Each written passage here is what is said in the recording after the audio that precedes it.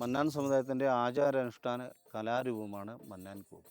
മന്നാൻ കൂത്തിൻ്റെ പ്രത്യേകത എന്ന് പറയുന്നത് ചിലപ്പതികാരത്തെ പോലെ തന്നെ അതേ ഒരു ഉൾക്കാഴ്ചയോടെ കാണേണ്ട ഒരു കലാരൂപമാണ് മന്നാൻ കൂത്ത്.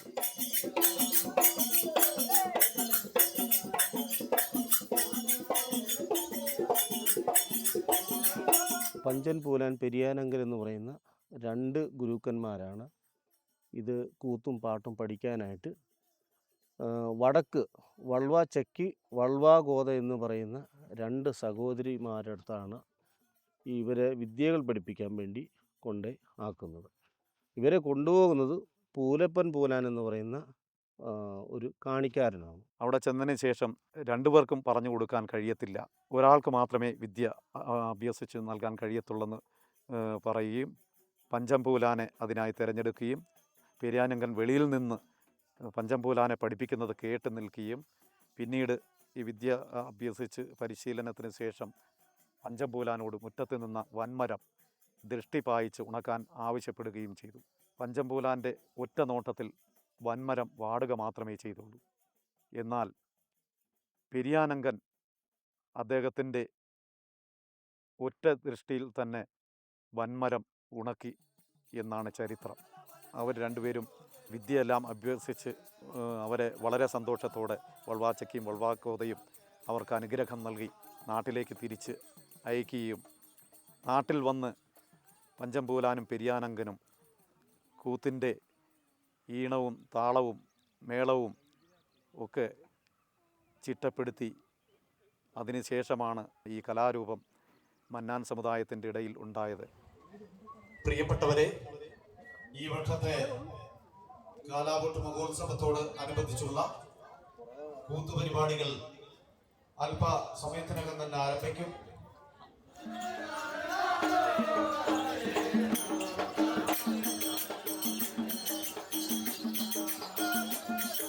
പൊതുവായി ഈ കാലാവൂട്ട് അതുപോലെ പൊങ്കാല ഇങ്ങനെയുള്ള പരിപാടികൾ നടത്തുമ്പോൾ ഒട്ടേറെ കൂത്ത് കലാകാരന്മാർ പങ്കെടുത്തുകൊണ്ട് കൂത്ത് നടത്താറുണ്ട്. അല്ലാത്ത സന്ദർഭങ്ങളിൽ മരണം വിഭാഗമൊക്കെ ഉണ്ട്. അപ്പോൾ ഈ സമയങ്ങളിലെല്ലാം അതുപോലെ കൃഷി ചെയ്യുന്ന സമയത്ത് ഒക്കെ ഈ കൂത്ത് അവതരിപ്പിക്കാറുണ്ട്. അത് പലതും പല സന്ദർഭങ്ങളിൽ പല തരത്തിലാണ് കൂത്ത് നടത്തുന്നത്. കാരണം ഈ സമയങ്ങളിലൊക്കെ ദേവീദേവന്മാരെയും ഗുരുക്കന്മാരെയും എല്ലാം വിളിച്ചുകൊണ്ട് മാത്രമേ മന്നാൻ സമുദായക്കാർക്ക് ഈ കൂത്തുപാട്ടുകൾ നടത്താനായിട്ട് കഴിയുകയുള്ളൂ. ഇത് നടത്താതെ നമുക്ക് വേറെ ഒരു ചടങ്ങും ചെയ്യാനായിട്ട് കഴിയുകയില്ല. ആദരണീയനായ കൂമ്പിൻമല രാജാവ് ശ്രീ രാമൻ രാജമനാൻ ഉൾപ്പെടെ 4 മന്നാൻ 9 കാണികൾ ഉൾപ്പെടെയുള്ള ആളുകൾ ഇന്നത്തെ ഈ പരിപാടിയുടെ ഭാഗമായി മുത്യമ്മൻ ദേവി ക്ഷേത്രത്തിൽ എത്തിച്ചേർന്നിട്ടുണ്ട്. പുരുഷന്മാരാണ് സ്ത്രീകളുടെ വേഷമണിഞ്ഞ് കൂത്തിലേക്ക് അവതരിപ്പിക്കുന്നത്. എൻ്റെ അനുഭവത്തിൽ ഞാൻ പെൺവേഷം കെട്ടിയ ഇതുവരെ കൂത്ത് കളിച്ചിട്ടുള്ളൂ. അത് നേരത്തെ തൊട്ട് അങ്ങനെയാണ്. സാരിയും ബ്ലൗസും ഒക്കെ ഇട്ടാണ് നമ്മൾ കൂത്ത് കളിക്കുന്നത്. അപ്പോൾ ഈ പെൺവേഷത്തിനെന്ന് പറയുമ്പോൾ നമ്മൾ ഈ കടകളിലൊക്കെ ഇന്ന് മേടിക്കുന്ന സാധനങ്ങളാണ്, മേക്കപ്പിന് മേടിക്കുന്ന സാധനങ്ങൾ. അത് മാല, കമ്മൽ, വള, പിന്നെ നെറ്റിച്ചുട്ടി, സ്ലൈഡ്, പിന്നെ മുടി. ആ മുടിയൊക്കെ നമ്മൾ മേടിക്കുന്നതാണ്. പൗഡർ പകരം ചാരം ഇങ്ങനെ പിന്നെ തേക്കുക. പിന്നെ കൺമഷിക്ക് പകരം കരിയൊക്കെയാണ് ഇത് ചെയ്തുകൊണ്ടിരുന്നത്. അതൊക്കെ എനിക്ക് നല്ല ഓർമ്മയുള്ളതാണ്. പിന്നെ ഈ കോമാളി എന്ന് പറയും ഞങ്ങളുടെ രീതിയിൽ. കോമാളി വേഷങ്ങൾ ശരിക്കും പല വേഷങ്ങളുണ്ട്. മൃഗത്തിൻ്റെ വേഷങ്ങളെടുക്കാം, മൃഗത്തിൻ്റെ പല വേഷങ്ങൾ, കരടിയുടെ എടുക്കാം.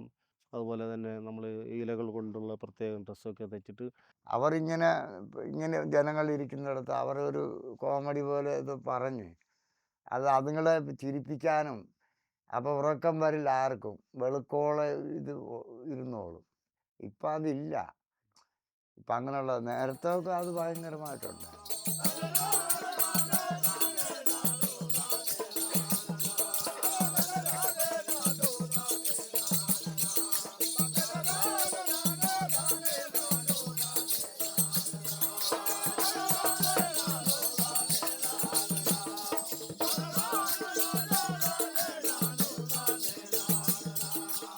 പുരുഷന്മാർ മാത്രമാണ് സാധാരണഗതിയിൽ കൂത്ത് നടത്തുന്നത്. പിന്നെ പ്രായമായ അമ്മമാർ കൂത്ത് കളിക്കും. അന്ന് അങ്ങനെ ആയിരുന്നു അന്നത്തെ കാലത്ത്. കാരണന്മാരുടെ ഒരു രീതി ആയിരുന്നത്. അത് പെണ്ണുങ്ങൾ കളത്തിലൊക്കെ ഇറങ്ങാൻ പറ്റിയാല. പക്ഷേ ഇന്ന് അങ്ങനല്ല. ഇന്ന് ഈ പറഞ്ഞ പോലെ ഇപ്പോൾ പെണ്ണുങ്ങളൊക്കെ സ്ത്രീകളൊക്കെ സ്ഥലത്ത് കയറി ആടുന്നുണ്ട്. അപ്പോൾ അന്നത്തെ ആ രീതിയിലുള്ള കളം കെട്ടോ കാര്യങ്ങളൊക്കെ ഇന്നില്ല. നമ്മുടെ കുടിയിൽ കളിക്കാനുള്ള സ്ത്രീകളുണ്ടെന്നേ, പക്ഷേ ഇവർ വരത്തില്ല. നമ്മുടെ ആദിവാസി പരിപാടി പരമ്പരയായിട്ട് നമ്മളിത് മുന്നോട്ട് കൊണ്ടുപോകണം. ഇപ്പോൾ എവിടെ തന്നെ പരിപാടി ഉണ്ടെങ്കിലും നമ്മൾ പോവും. ചില സ്ഥലങ്ങളിൽ ചെല്ലുമ്പം ചിലപ്പം ഗേൾസിന് ഇങ്ങനെ കൂത്ത് കളിക്കാൻ പറ്റാത്ത സ്ഥലങ്ങളുണ്ട്. അങ്ങനെ വരുമ്പം അവരത് പറയും. നമ്മൾ ചോദിക്കും, നമുക്ക് കൂത്ത് കളിക്കാൻ പറ്റുമോ എന്ന് ചോദിക്കുമ്പം അവർ പറ്റുമെന്ന് പറയുവാണെങ്കിൽ നമുക്ക് കളിക്കും. ഇല്ലെങ്കിൽ ഓക്കെ എന്ന് പറഞ്ഞിട്ട് പ്രോഗ്രാം കണ്ടിട്ട് നമ്മളിങ്ങനെ വരും. പണ്ട് തൊട്ട് നമ്മളിത് കുഞ്ഞിലെ തൊട്ട് ഇങ്ങനെ വീട്ടിലിങ്ങനെ ആൾക്കാരുണ്ടായിരുന്നതുകൊണ്ട് നമുക്കിത് കൂടുതൽ താല്പര്യമാകും. അങ്ങനെ കുറേ ആൾക്കാർ ഇങ്ങനെ പറഞ്ഞ് പണ്ടത്തെ കാര്യങ്ങളും ആചാരങ്ങളും അനുഷ്ഠാനങ്ങളെല്ലാം പറഞ്ഞു വരുമ്പോൾ ഇങ്ങനെ അതിലേക്ക് താല്പര്യം വരും. അത് പറഞ്ഞു കൊടുക്കുന്നത് കുറച്ചിങ്ങനെ പുറകോട്ടായിക്കൊണ്ടിരിക്കുകയാണ്.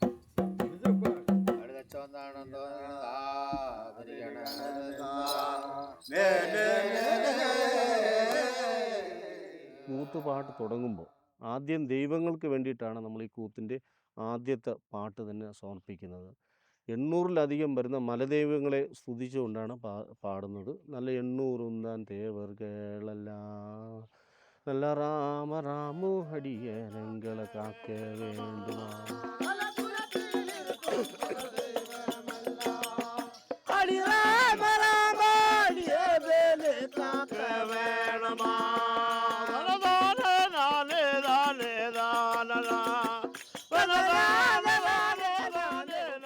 രണ്ടാമത് നമ്മൾ പാടുന്നത് ഭഗവാന്മാരെ വിളിച്ചിരുത്തിക്കൊണ്ട് അവരെ സ്തുതിച്ചുകൊണ്ടാണ്.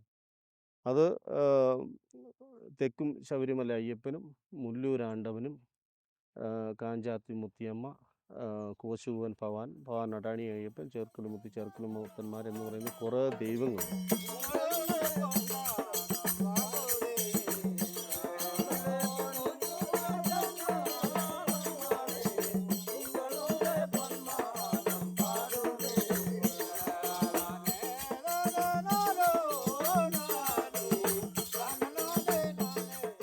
അടുത്ത മൂന്നാമതും പാടുന്നത് നമ്മുടെ ഈ കൂത്തുപാട്ട് കണ്ടുപിടിച്ച് ഗുരുക്കന്മാരെ സ്തുതിച്ചു കൊണ്ടുവന്നു. അതാണ് ഞങ്ങൾ ആരാരെ പേരെ ചൊല്ലി ആടുവേനു പാടുവേനു പഞ്ചൻ കൂലാൻ തെരിയാനെങ്കിൽ പേരെ ചൊല്ലി ആടുവേനു.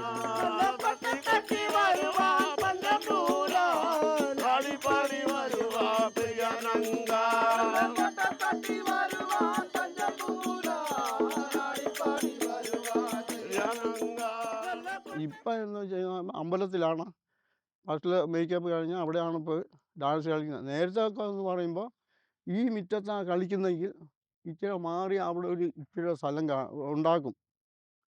അവിടെ ആണ് ഈ 3 പാട്ടും പാടി അവിടെ മാറി നിന്ന് ആടിയിട്ട് പിന്നെ ഈ കളത്തിൽ വന്ന് ആടുകയുള്ളായിരുന്നു.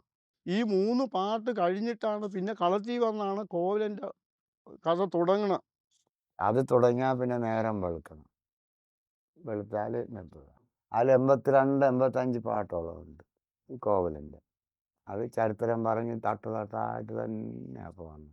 ശരിക്കും ഇത് 7 ദിവസം കൊണ്ട് നമ്മൾ അവതരിപ്പിച്ചെങ്കിലും 7ാമത്തെ ദിവസം നമ്മളിത് പൂർത്തിയാക്കാൻ വേണ്ടി പറ്റുള്ളൂ. അപ്പോൾ ഈ കൂത്ത് തുടങ്ങിയാൽ കൂത്തിൻ്റെ പാട്ടുകളും ചൊല്ലുകളും കഥയും തുടങ്ങിക്കഴിഞ്ഞാൽ ഇതിൻ്റെ ഓരോ ഭാഗങ്ങളുണ്ട്. ആ ഭാഗത്ത് മാത്രമേ നമുക്ക് കൊണ്ട് നിർത്താനായിട്ട് പറ്റുകയുള്ളൂ.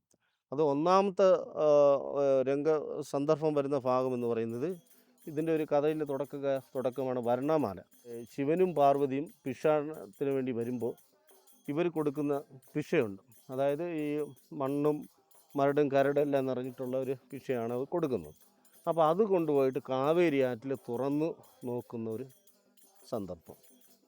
രണ്ടാമത് കുഞ്ഞായിരിക്കുന്ന കണ്ണകിയെ സ്വർണ്ണപ്പെട്ടിയിൽ അടച്ച് കാവേരി ആറ്റിൽ ഒഴുക്കുന്ന സന്ദർഭമാണ്. മൂന്നാമത്തെ സന്ദർഭം എന്ന് പറയുന്നത് കണ്ണകിയും കോവലനും വിവാഹം പന്തൽ പൂർത്തീകരിക്കുന്ന ഒരു സന്ദർഭം. നാലാമത്തെ സന്ദർഭം എന്ന് പറയുന്നത് കൂത്ത് കണ്ടുകൊണ്ടിരിക്കുന്ന കോവലൻ്റെ കഴുത്തിലേക്ക് മാധവി മാല എടുത്തെറിയുന്ന സന്ദർഭമാണ്. അഞ്ചാമത്തെ സന്ദർഭം എന്ന് പറയുന്നത് കോവലനും മാധവിയും യുടെയും ചിതാഭസ്മം കാവേരി ആറ്റിൽ ഒഴുക്കുന്ന സന്ദർഭമാണ് അഞ്ചാമത്തെ സന്ദർഭം, ലാസ്റ്റത്തെ സന്ദർഭം. അപ്പോൾ ഇത്രയും സന്ദർഭങ്ങളിലൂടെയാണ് ഈ കൂത്തുപാട്ട് കടന്നു വരുന്നത്. അതുകൊണ്ട് തന്നെയാണ് നമുക്ക് 7 ദിവസങ്ങൾ ഈ കൂത്തുപാട്ട് അവതരിപ്പിക്കാൻ വേണ്ടി നമുക്ക് 7 ദിവസങ്ങളാണ് വേണ്ടി വരുന്നത്. അപ്പോൾ 7 ദിവസങ്ങളിൽ ഒരു സ്ഥലത്ത് തന്നെ നമ്മൾ കൂത്ത് അവതരിപ്പിക്കും. ഇന്ന് കൊണ്ട് നിർത്തിയ സ്ഥലത്ത് നിന്ന് നാളെ അവിടുന്ന് തുടങ്ങും, അടുത്ത സന്ദർഭം വരുന്ന സ്ഥലത്ത് വെച്ച്. അപ്പോൾ അവിടുന്ന് തുടങ്ങിക്കഴിഞ്ഞാൽ പിന്നെ അടുത്ത സന്ദർഭം വരുന്ന ആ ഒരു ഭാഗത്ത് മാത്രമേ ഇത് നിർത്തിയിട്ട് പിറ്റേ ദിവസം നമുക്കിത് പുനരാരംഭിക്കാൻ കഴിയുകയുള്ളൂ. അങ്ങനെയാണ് 7 ദിവസങ്ങൾ ഈ കഥയും പാട്ടും ചൊല്ലിക്കൊണ്ട് തന്നെ നമ്മൾ കൂത്തുപാട്ട് പൂർത്തീകരിക്കുന്നത്. കോവിലൻ്റെ പാട്ടെന്ന് പറയുമ്പോൾ ഒരു സ്ലോ മോഷനിലുള്ള ഒരു പാട്ടുകളാണ്. അത് കുറേ നാളെക്കൊഴുപ്പുള്ള പാട്ടുകളുണ്ട്. അപ്പോൾ മിക്കതും എന്ന് പറയുമ്പോൾ ഒരു സ്ലോവിലുള്ള പാട്ടുകളാണ്. അപ്പോൾ അതിൻ്റെ ഇടയ്ക്കാണ് ഈ മുറിപ്പാട്ടെന്നും പറഞ്ഞ് ഇങ്ങനെയുള്ള പാട്ടുകൾ കാരണന്മാർ പാടിക്കൊടുക്കും. ഈ കണ്ണകയും കോവലിൻ്റെയും പാട്ടല്ലാത്ത കുറേ പാട്ടുകൾ ഞങ്ങളുടെ ഇടയിൽ ഈ പാട്ടിനിടയിലേക്ക് ഈ ഇടവേളയിലേക്ക് ചേർക്കാൻ വേണ്ടി ചിട്ടപ്പെടുത്തിയിട്ടുണ്ട്. അതാണ് ചില സമയങ്ങളിൽ പാടുന്നത്. ഇപ്പോൾ ഇത് ഈ ഒരു കാലഘട്ടത്തേക്ക് വന്നപ്പോൾ ഇടവേളയിലേക്ക് ആ പാട്ട് ഉപയോഗിക്കാതെ ഈ പാട്ട് ഉപയോഗിക്കുന്ന ഒരു തരത്തിലേക്ക് വന്നത് കൊണ്ടാണ് മലയാള പാട്ട് പാടുമ്പോൾ ചിലപ്പോൾ അടുത്ത ആളുകൾക്കും ഇത് മലയാള പാട്ട് പാടണം, പുതിയ പിള്ളേർക്ക്, പുതിയ ജനറേഷനും അങ്ങനെ 1-2 പാട്ടുകൾ പാടി ചിലപ്പോൾ ഒരു പക്ഷേ അതൊരു 1 മണിക്കൂറൊക്കെ നീണ്ടു പോകാനുള്ള സാധ്യതയുണ്ട്. അപ്പോൾ അതിനോട് നമുക്ക് ഒരു യോജിപ്പില്ല. അപ്പോൾ ഇത്രയും പാട്ടുകൾ, തനതായ പാട്ടുകളുണ്ട്.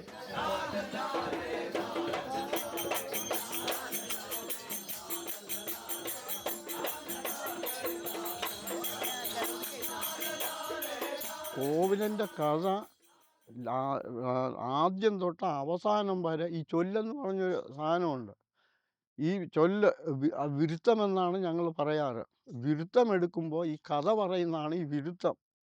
ഇതിൻ്റെ ഇടയ്ക്കാണ് ഈ പാട്ടും വരുന്നത്. അപ്പോൾ അങ്ങനെ ഈ വിരുത്തമെടുത്ത് മൊത്തത്തിൽ വിരുത്തമെടുത്ത് വരുമ്പോൾ ഒരു ദിവസം കൊണ്ട് ഈ പാട്ട് പാടി തീരത്തില്ല. അപ്പം അങ്ങനെയാണ് അന്നത്തെ കാലത്ത് പാടി. ഇപ്പം എന്ന് പറയുമ്പോൾ അങ്ങനെയല്ല, വിരുത്തവുമില്ല, കഥ പറച്ചിലുമില്ല, പാട്ട് മാത്രം പാടി അങ്ങ് പോകുന്നു. ഇന്നത്തെ കാലഘട്ടം വന്നപ്പോഴത്തേനും അതിൽ കുറേ മാറ്റങ്ങളുണ്ടായി. അതായത് പുതിയ കാലഘട്ടത്തിൽ വന്നപ്പോൾ പുതിയ കാര്യങ്ങൾ നമ്മൾ ഉൾക്കൊള്ളേണ്ട തരത്തിലേക്ക് വന്നപ്പോൾ കുറേ കാര്യം നഷ്ടപ്പെടുകയും ചെയ്തു. പിന്നെ നമുക്ക് ഇത്രയും ദിവസം കൊണ്ട് ചെയ്ത ആ ഒരു കലാരൂപം ഈ ഒരു ഒറ്റ ദിവസത്തേക്ക് നമുക്ക് മാറ്റിയെടുക്കേണ്ട തരത്തിലേക്ക് വന്നുപോയത് കൊണ്ടാണ് ചില ഭാഗങ്ങൾ മാത്രമാണ് ഇപ്പോൾ കൂത്തിലൂടെ നമ്മൾ കൊണ്ടുപോകുന്നത്.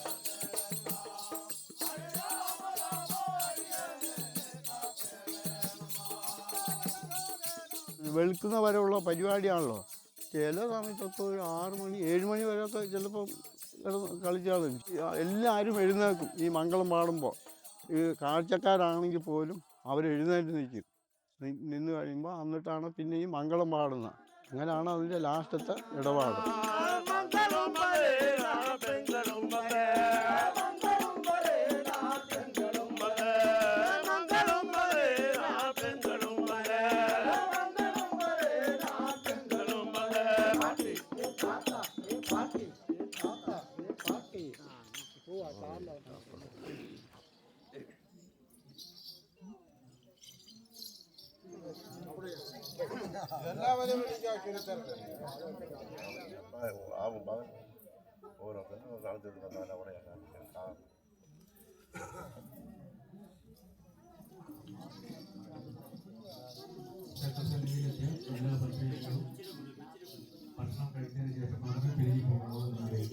പിന്നെ ഈ കൂത്തുപാട്ടിനെ ഉപയോഗിക്കുന്ന ഇൻസ്ട്രുമെൻറ്റ് മത്താളവും ചാലരയും ചലങ്കയും, കെട്ടിയാടാനുള്ള ചാലരയും ചലങ്കയുമാണ് ഇതിനു വേണ്ടി ഉപയോഗിക്കുന്നത്.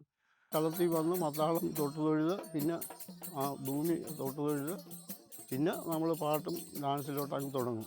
കൂത്ത് വെക്കാൻ വരുന്നവർ മൊത്തം അവരെ തൊട്ട് മണങ്ങിയിട്ടാണ് കൂത്ത് കഴിഞ്ഞാൽ അത്ര പേരും മണം ഇതിന്. അത് തേവാറിയ, ഇരിക്കുന്ന ആളും തേവാരി തന്നെ. അതെടുത്ത് അങ്ങേരും കൊണ്ടിട്ട് മടി വച്ചാണ് ഇരിക്കുന്നത്. പിന്നെ നമ്മൾ മേക്കപ്പൊക്കെ കഴിഞ്ഞിട്ട് എല്ലാ പരിപാടിയും കഴിഞ്ഞ് സാരിയെല്ലാം എടുത്ത് മേക്കപ്പൊക്കെ കഴിഞ്ഞു ഡാൻസ് കളിക്കാൻ വരുമ്പോൾ ദൈവത്തെ മനസ്സിൽ ധ്യാനിച്ച് നമ്മുടെ കാരണമായ ഗുരുക്കന്മാരെയൊക്കെ ദൈവത്തെ മനസ്സിൽ ധ്യാനിച്ചിട്ടാണ് ചിലങ്ക കെട്ടുന്നത്. ഈ ചലങ്ക കെട്ടുമ്പോൾ കനകയമ്മയെ ഓർത്ത് വേണം ചലങ്ക കെട്ടാൻ.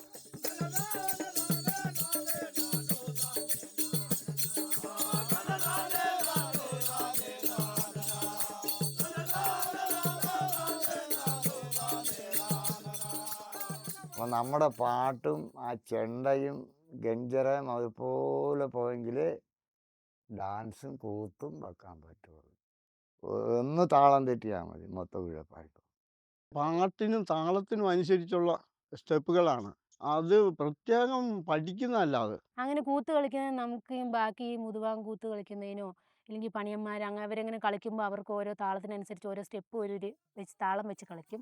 പക്ഷെ നമുക്കതങ്ങനെ കളിക്കുമ്പം അങ്ങനെയില്ല. നമുക്ക് ഈ സംസാരിക്കുന്നത് ലിപി ഇല്ലാത്ത പോലെ തന്നെയാണ് നമുക്കിങ്ങനെ കൂത്ത് കളിക്കുമ്പോൾ നമുക്കതുപോലെ സ്റ്റെപ്പ് ഇട്ടില്ല അങ്ങനെ കളിക്കാൻ പറ്റത്തില്ല. ആ താളത്തിനടുത്ത് ആ സമയത്ത് കളിച്ചു പോകുന്നു. മത്താളം, താളില, പാട്ട്, അപ്പോൾ ഇത് മൂന്നും കൂടെ ഒന്നിച്ച് നല്ല സെറ്റപ്പിലായെങ്കിലേ പിന്നെ പരിപാടി വിജയിക്കുകയുള്ളൂ.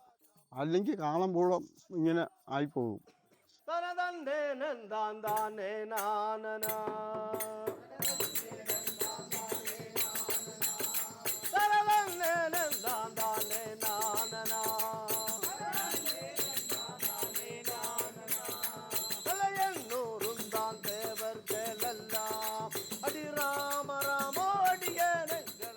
ഇത് എങ്ങനെ നമുക്കിത് ജനകീയമാക്കാൻ പറ്റും, എങ്ങനെ നമുക്ക് ആളുകൾക്ക് ആസ്വദിക്കാൻ പറ്റും, അതോടൊപ്പം തന്നെ ഇത് നമുക്ക് ടൂറിസമായി എങ്ങനെ ഇത് പ്രയോജനപ്പെടുത്താൻ പറ്റും എന്നതിനെക്കുറിച്ച് ഒരു പുനർചിന്തന നടത്തിയിട്ട് ശരിക്കും ഇതിന് പഠിച്ചിട്ടാണ് ഞങ്ങൾ ഈ പ്രോഗ്രാം ഇവിടെ ഇങ്ങനെ സ്റ്റാർട്ട് ചെയ്തത്. ഇതിൻ്റെ അടുക്കും ചിട്ടയോടുകൂടി ചെയ്യുന്നതുകൊണ്ട് പിന്നെ ആളുകൾക്കും ആസ്വദിക്കാൻ പറ്റുന്നുണ്ട്. പിന്നെ പുതിയ ആളുകൾക്കും വരാനുള്ള ഒരു ടെൻഡൻസിയും ഇതുകൂടി ഉണ്ടാകുന്നുണ്ട്. പിന്നെ അതിലുപരി കുറച്ച് വരുമാനം ഉണ്ടാകുന്നുണ്ട്.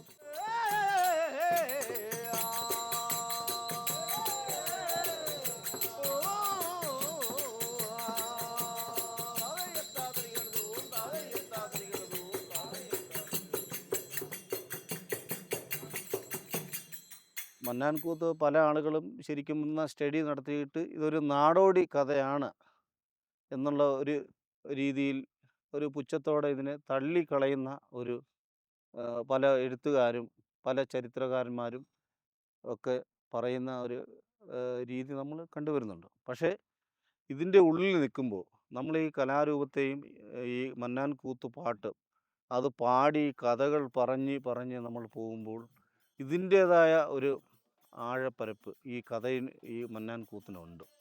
ആ കഥയിൽ നമ്മൾ ആസ്വാദകരായിട്ട് അല്ലെങ്കിൽ ആ കഥയിലേക്ക് കടക്കുമ്പോഴാണ് അതിൻ്റെ ഉള്ളടക്കം, അതിൻ്റെ അകത്തുള്ള അകക്കാമ്പ് നമുക്ക് മനസ്സിലാക്കാനായിട്ട് കഴിയുകയുള്ളൂ. കൂത്ത് കാലാകാലങ്ങളായി പണ്ട് കാലം മുതലേ കൂത്തുപാട്ടുകൾ കൂത്തിൻ്റെ ചരിത്രപരമായ രീതിയിൽ തന്നെ നടന്നുകൊണ്ടിരിക്കുകയാണ്. അത് നിലനിർത്താനായി പരമാവധി ഞാൻ ഉൾപ്പെടുന്ന എൻ്റെ സമൂഹം ശ്രമിക്കുന്നുണ്ട്. പക്ഷേ എങ്കിൽ കൂടി അത്രമാത്രം ഫലം കാണുന്നില്ല. വിദ്യാഭ്യാസത്തിനായി എത്തുന്ന വിദ്യാർത്ഥികളുടെയും അതുപോലെ തന്നെ ഇതിനെക്കുറിച്ച് അറിയാനും പഠിക്കാനും വരുന്ന ഒട്ടേറെ ആളുകളുണ്ട്. അവരൊക്കെ വരുന്നതിൻ്റെ ഭാഗമായിട്ടാണ് ഒരു പരിധിവരെയും ഈ കൂത്തുപാട്ടുകൾ ഉൾപ്പെടെയുള്ള കലാരൂപങ്ങൾ നിലനിന്ന് പോകുന്നത്. നമ്മുടെ പരമ്പര അതൊരു മുതലല്ലേ, അതൊരു സ്വത്തല്ലേ. അത് പോയി കഴിഞ്ഞാൽ നമ്മുടെ കൈവിട്ട് പോയില്ലേ. അതുകൊണ്ടാണ് മുതിർന്നവരൊക്കെ ഇപ്പോഴും പറയുന്നത് കഴിവുള്ളവർ പറ്റുന്നോടം വരെ കൂത്ത് കളിച്ചോ. അപ്പം നമ്മുടെ പരമ്പരാഗത കഥകൾ നമ്മളത് ഒരിക്കലും അത് കളയരുത്, കൈവിട്ട് കളയരുത്.